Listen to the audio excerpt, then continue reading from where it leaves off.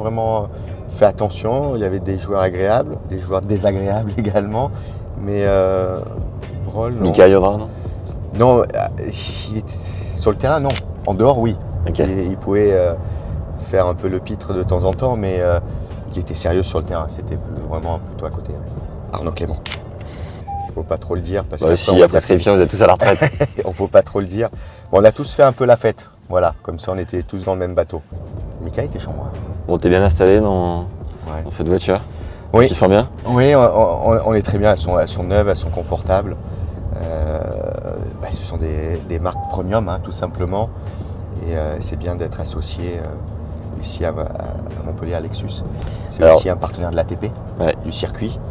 Donc c'est super.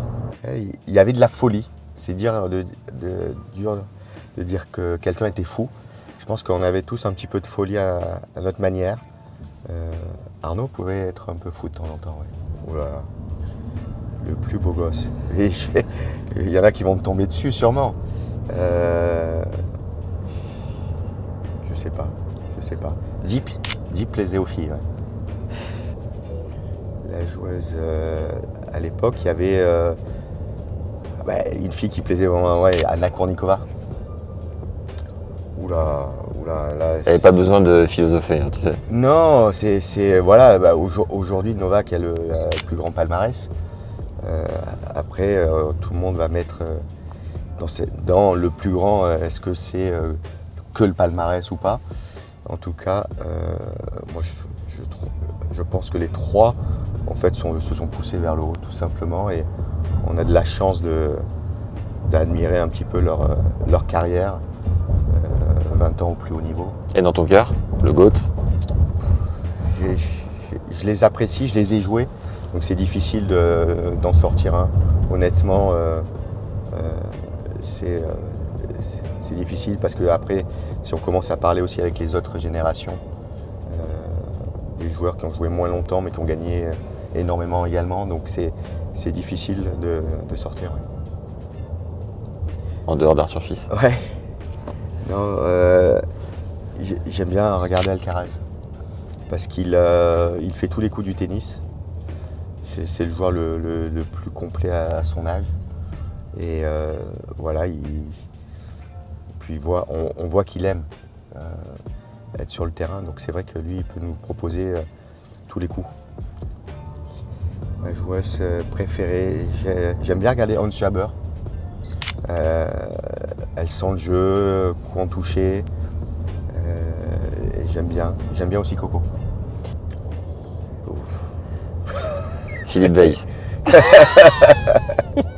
Tu connais?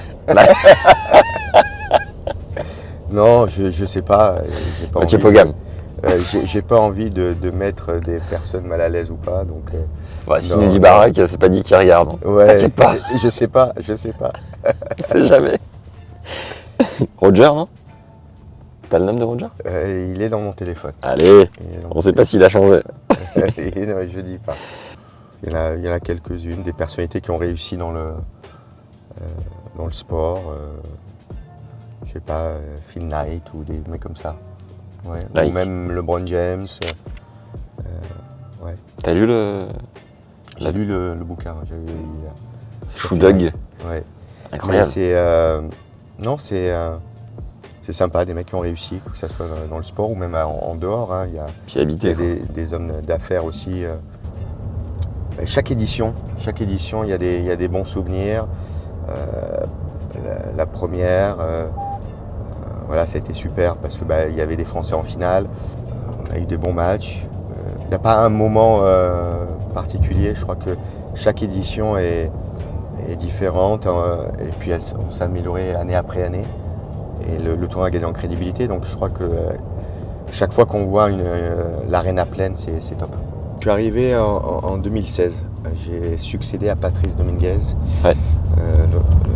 qui était un homme important, bien évidemment de l'Open Sud de France, mais surtout du tennis français, et qui nous a quittés en 2015. Et donc je lui ai succédé l'année d'après. Et depuis, je suis à ce poste avec toute l'équipe. Et comment tu t'organises en coachant Arthur, tout en étant directeur d'un tournoi? Ça marche comment? En fait, avec Arthur, on a débuté après Bercy, donc à la Next Gen, et puis on a fait la tournée australienne. Et puis autour d'Arthur, on est 2 entraîneurs. Il y a Sergi Bruguera également, donc on se partage le calendrier. Arthur va partir en Amérique du Sud pour jouer sur terre, car c'est une année olympique. Il avait mis à son calendrier les Jeux comme objectif d'être qualifié et d'essayer de jouer un peu plus sur terre cette année. Donc voilà, donc on s'organise de cette manière. On est une équipe, on essaye de trouver le mieux pour Arthur. Et puis moi je suis fidèle également, donc depuis 2016 je suis ici et tout se passe bien. De voyage, alors c'est quand je jouais, j'allais jouer le tournoi de Nottingham à l'époque. C'était la semaine avant Wimbledon. Et je partais de Marseille et j'ai mis 24 heures je pense. Avion annulé? Ouais, j'ai fait... donc je devais faire Marseille-Paris et puis après aller sur Londres. Et puis finalement 5-6 heures de retard à Paris, vol annulé, je suis allé prendre le train. Arrivé bien sûr à Londres pour choper le dernier train pour aller à Nottingham.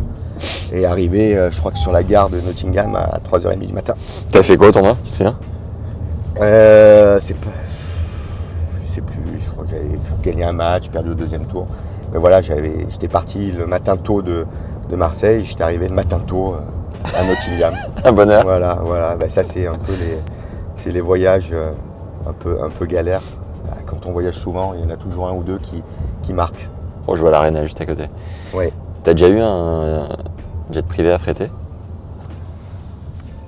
Non, on est parti en équipe, ouais. L'équipe de France. Mais voilà, c'est tout. Allez, bon tournoi. Ouais, merci.